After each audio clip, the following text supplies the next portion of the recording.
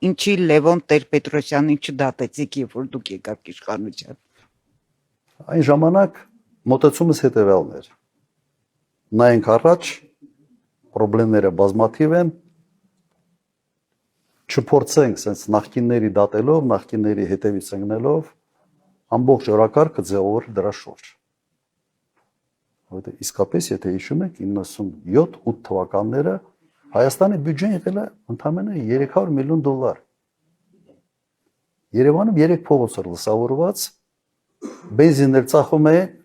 չէ 3, ինչ-որ 2 փողոց էլ կար, բենզինն էլ բանը էս, կանիստրով ծախում էին բանը, այդ էր։ Սա Երևան քաղաքում այն ժամանակ եղել է 2 հատ բենզազապրովկաներ 2 հատ էր։ Մեկը Գազանանուց էլ ճանապարհի վրա, մեկը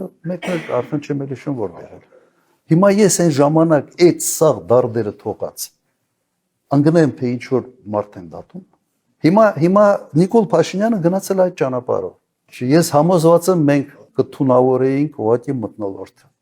Եվ այն նպատակը, այն մարտահրավերները, որը իմ առջև այն ժամանակ կանգնած էր,